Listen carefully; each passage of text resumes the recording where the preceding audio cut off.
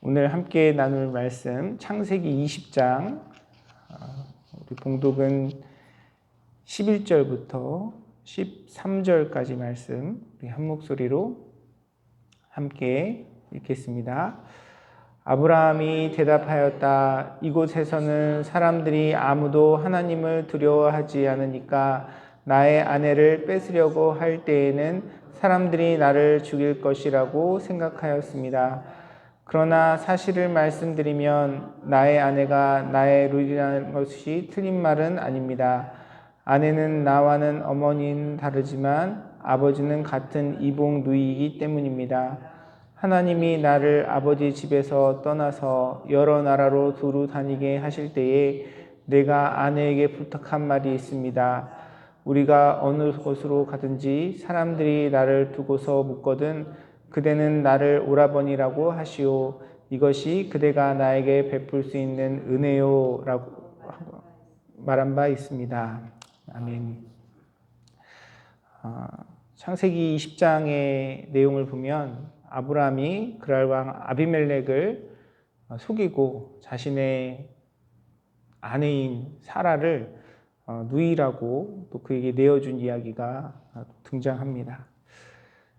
우리가 창세기 처음부터 쭉 살펴보고 있는데요. 이 일이 앞에 또 있었잖아요. 애굽 왕 바로에게 자신의 아내를 누이라고 속인 일이 있었습니다. 그때 하나님께서 아브라함과 사라를 그때는 아브라함이었죠. 아브라함과 사례를 구원하여 주신 은혜를 베풀어 주셨고요. 하나님의 살아계심을 나타내 주셨고 그 일 이후로도 하나님께서는 아브라함의 약속하신 그 축복들을 이루시기 위해서 많은 법으로 그와 함께 하셨고 그를 지키신 이야기들이 우리가 계속해서 창세기 내용들을 통해서 살펴봤습니다. 그럼에도 불구하고 지금 그랄이라는 땅으로 나아갈 때에 아브라함은 다시금 자신의 아내를 누이라고 이야기하는 그런 연약함을 보여주고 있습니다.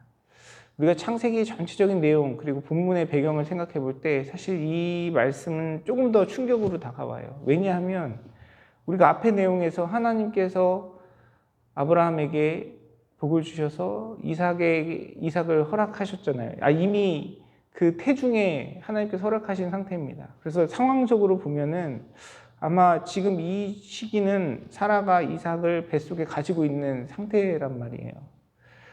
하나님께서 그의 삶 가운데 그렇게 역사하시고 인도하셨음에도 불구하고 그리고 하나님께서 그의 태중에 하나님께서 그의 자손을 허락하셨음에도 불구하고 아브라함이 다시금 자신의 아내를 이방 왕에게 내어준 것은 충격적인 일이 아닐 수 없습니다.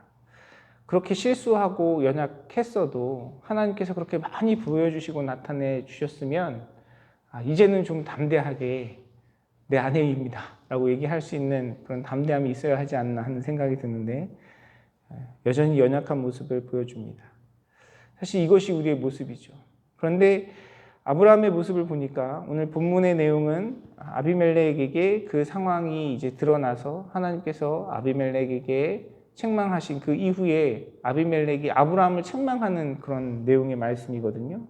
근데 아브라함이 자신의 그 속인 것에 대해서 변명하는 내용이 오늘 우리가 함께 읽은 본문의 말씀입니다.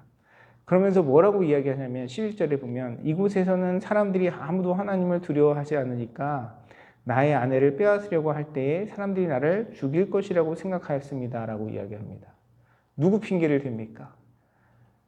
자기가 잘못한 게 아니고요. 이 사람들이 믿음이 없어서 이 사람들이 하나님을 모르기 때문에 이 사람들이 하나님을 두려워하지 않으니까 나를 죽일 것이라고 생각했다라고 이야기합니다. 내 잘못이 아니에요. 제가 믿음이 없었습니다. 제가 하나님이 나를 이렇게까지 인도해 주시고 지켜주셨는데 제가 하나님 바라보지 못했습니다가 아니고요. 그 그랄 땅에 있는 사람들이 무지하고 하나님을 알지 못하고 하나님 두려워하지 않으니까 이 사람들이 나를 내버려 두지 않을 것입니다 라고 이야기하면서 그 상황을 핑계하고 있어요. 그리고 거기에서 또 이야기합니다. 12절에 보니까 그러나 사실을 말씀드리면 나의 아내가 나의 누이라는 것은 틀린 말은 아닙니다. 자기는 거짓말 안 했다는 거예요. 틀린 말은 아닙니다. 뭐 틀린 말은 아닐 수 있죠. 하지만 맞는 말도 아니잖아요.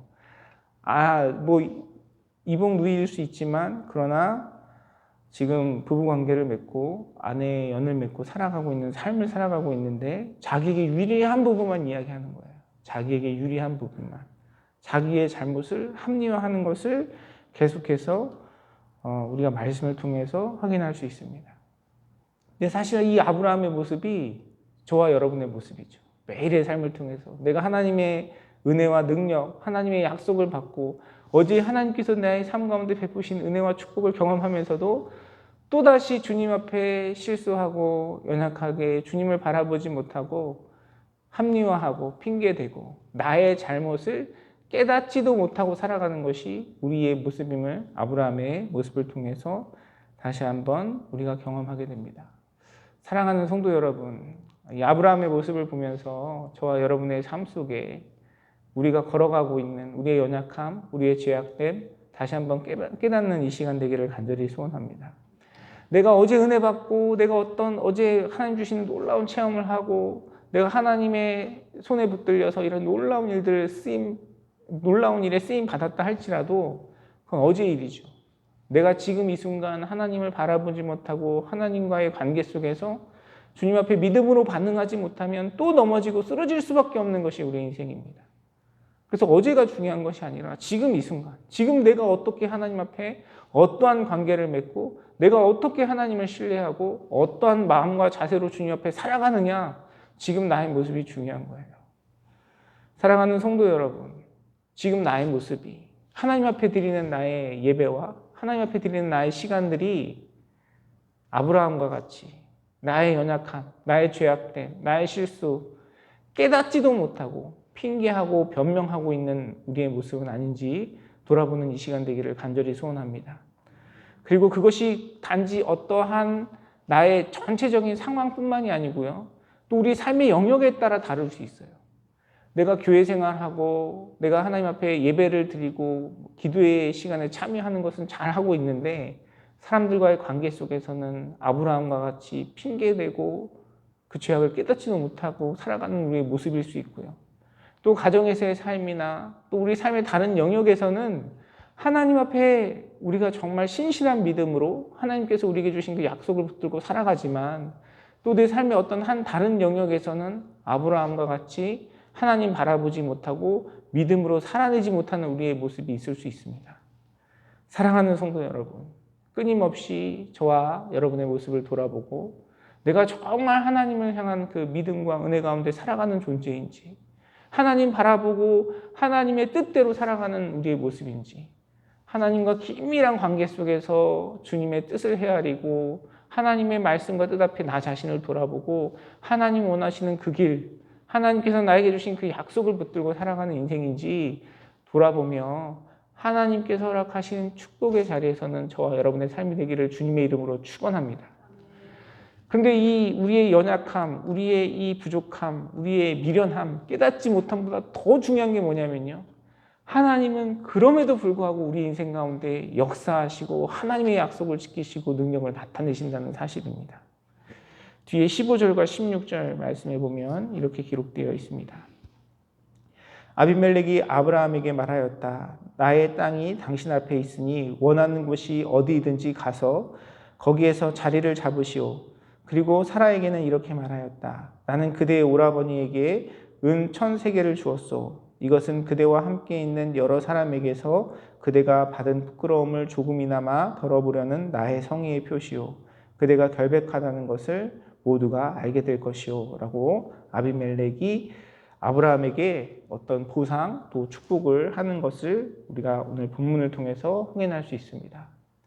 아브라함은 아내를 누이로 속이고 또 두려워하였고 불신하였고 거짓말하였지만 하나님은 그럼에도 불구하고 그의 백성을 번성케 하고 하늘의 별과 같이 땅의 먼지와 같이 풍성케 하겠다라는 그 약속을 계속해서 이어가세요. 계속해서 이어가십니다. 아브라함에게 복의 근원이 될지라 하신 그 축복의 말씀을 아브라함의 연약함에도 불구하고 주님께서는 그의 삶 가운데 행하고 계시는 것을 우리는 말씀을 통해서 확인할 수 있어요. 우리 하나님은 이런 하나님이십니다.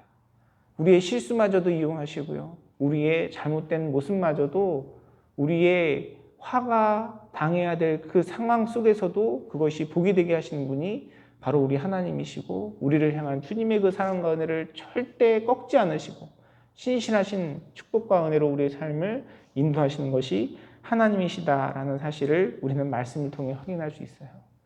사랑하는 성도 여러분, 이 하나님을 온전히 바라보고 이 하나님과의 긴밀한 관계 속에서 주님 주시는 참된 평안과 기쁨을 누리시는 사랑하는 성도님들의 삶이 되시기를 주님의 이름으로 축원합니다.